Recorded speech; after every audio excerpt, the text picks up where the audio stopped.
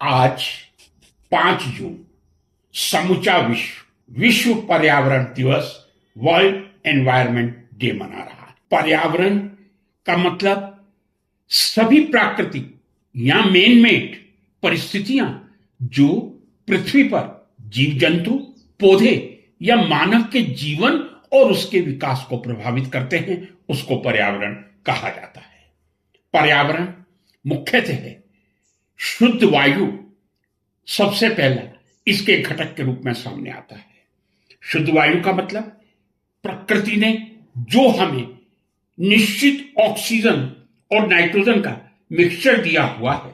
जैसे यदि मैं ये कह दूं कि प्रकृति ने हमें 78.08% नाइट्रोजन और 20.9% ऑक्सीजन दिया है। प्रकृति ने इतनी संतुलित मात्रा में हमें श्वास लेने के लिए ऑक्सीजन, शुद्ध ऑक्सीजन और उसके लिए अपार प्रकृति या अपार पौधे, वनस्पति प्रदान की थी कि हम बहुत आसानी से, सहजता से अपना जीवन जी सकते थे।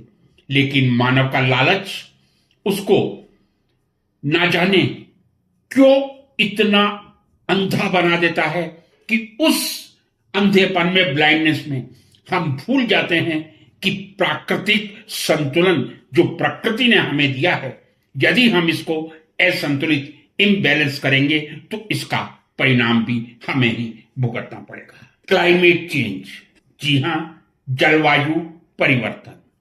जलवायु परिवर्तन का सबसे बड़ा विकराल रूप कह दूं तो वो है टेम्परेचर का बढ़ना, ग्लोबल वार्मिंग, जो तेजी से हम सबको प्रभावित कर रही है।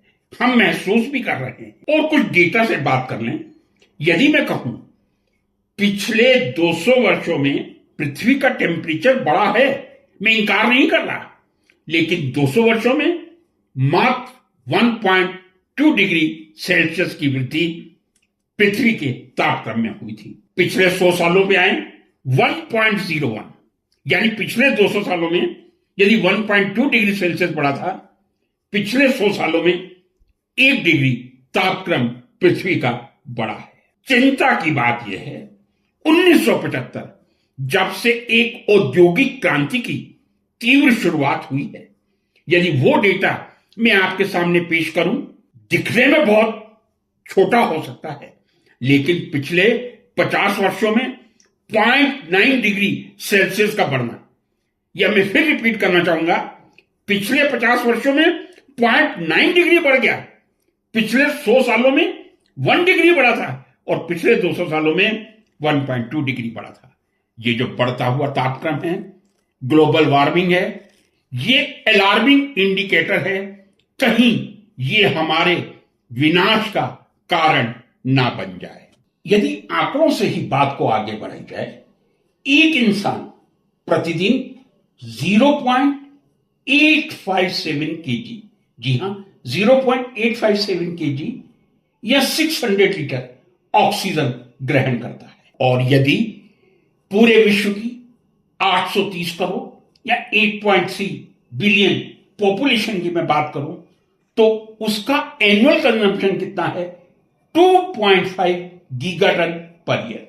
यानी पूरे पृथ्वी पर 8.3 billion population per year 2.5 gigaton या जीटी ऑक्सीजन एब्जॉर्ब करती है, जबकि यही जनसंख्या 8.3 billion per year 3.03 gigaton carbon dioxide excrete करती है। यानी मैं ये कह दूं 0.53 गीगाटन का डिफरेंस तो केवल मात्र हमारे द्वारा ऑक्सीजन लेने और कार्बन डाइऑक्साइड छोड़ने में है। ये मैं केवल मानव की बात कर रहा हूं, इसमें मैंने जंतुओं को शामिल नहीं किया है। ये जो मैंने श्वास लेने में ऑक्सीजन का इनहेल होना और कार्बन डाइऑक्साइड का एक्सक्रीट होना, इसका आपको डिफरेंस 0.53 बताया है। 0.53 गीगाटन पूरे पृथ्वी पर समूची मानव जाति द्वारा लिए जाने वाले सांस में ऑक्सीजन का लेना और कार्बन डाइऑक्साइड का छोड़ना। अब यदि हम बात करें कार्बन डाइऑक्साइड के अन्य स्रोतों की, जो समूचे विश्व में कहां से आते हैं, सबसे पहले एनर्जी प्रोडक्शन की बात की जाए, जो तेजी से बढ़ रहा है और अभी भी विश्व के अधिकांश भागों में एनर्जी प्रोडक्शन का मुख्य सोर्स फॉसिल फ्यूल ही है। जी हां, कोल, या मैं कह दूं डीजल, या मैं कह दूं पेट्रोल, यही मेन सोर्स है एनर्जी प्रोडक्शन का। हो सकता है कुछ इकाइयों में सीएनजी, कॉम्प्रेस्ड नेचुरल गैस का उपयोग होता है। एनर्जी प्रोडक्शन के माध्यम से 50% कार्बन डाइऑक्साइड वातावरण में आती है। इसके अलावा जो दूसरी इंडस्ट्री चल रही है, हमारे जीवन की विभिन्न आवश्यकताओं की पूर्ति के लिए 25% कॉन्ट्रीब्यूशन डायरेक्ट इंडस्ट्री से कार्बन डाइऑक्साइड का होता है। ट्रांसपोर्ट, हम व्हीकल चलाते हैं, तेजी से बढ़ रहे हैं, ट्रांसपोर्ट का नंबर बढ़ रहा है, व्हीकल्स का नंबर बढ़ रहा है। मैं ये कह दूं 13 to 14% कॉन्ट्रीब्यूशन कार्बन डाइऑक्साइड का हमारे व्हीकल्स या ट्रांसपोर्टेशन से आता है। और ये सुन के हमें आश्चर्य नहीं होना चाहिए, पूरे विश्व में इस समय 170 करोड़ वाहन हैं, तो उसमें से लगभग 37 या 38 करोड़ भारत में व्हीकल्स का नंबर है। रेजिडेंशियल में मैं कहना चाह रहा हूं CO2 contribution from house hold, घरों से जो कार्बन डाइऑक्साइड निकलती है उसका प्रतिशत कितना है। इसके अतिरिक्त 12% कार्बन डाइऑक्साइड का कंट्रीब्यूशन सीएनजी या नेचुरल गैस से भी आता है। यानी मैं ये कह दूं, कुल मिला के ये जो सोर्स है, ये कार्बन डाइऑक्साइड को बढ़ा रहे हैं 0.53 गीगाटन मानव द्वारा छोड़ी गई ऑक्सीजन के अतिरिक्त।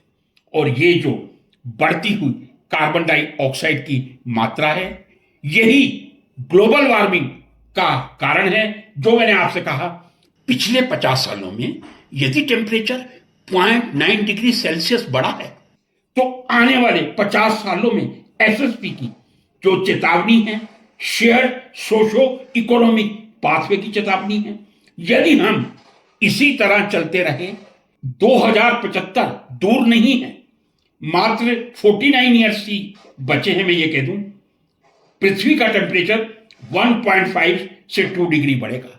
1.5 से 2 डिग्री 49 ईयर्स में, यदि हम इसी गति से चलते रहे, यदि और तेजी से औद्योगिक प्रोडक्शन हमने बढ़ाया और हमने प्लांटेशन कार्बन डाइऑक्साइड के एब्जॉर्ब करने का कोई दूसरा सोर्स नहीं बढ़ाया, तो एक्सट्रीम कंडीशन में कह रहा हूं, जिसको SSP 5 कहा जाता है, तापक्रम 3.5 से 4.5 डिग्री सेल्सियस बढ़ सकता है। जी हां, ये डेटा है SSP के।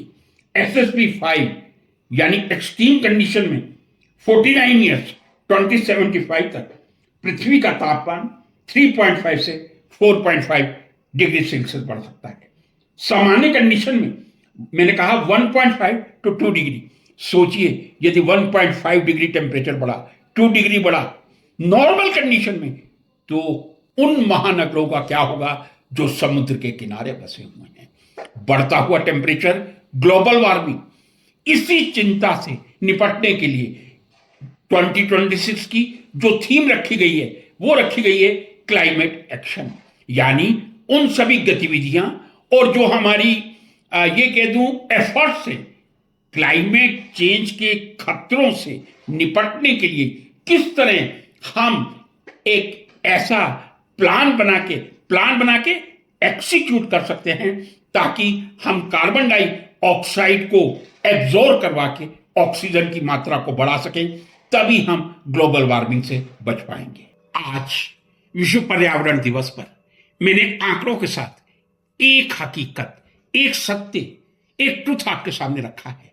यदि इसी प्रकार कार्बन डाइऑक्साइड की मात्रा हमारे मानव निर्मित कारक से, मेन मेड सोर्स से बढ़ती रही, ग्लोबल वार्मिंग को कोई नहीं रोक सकता।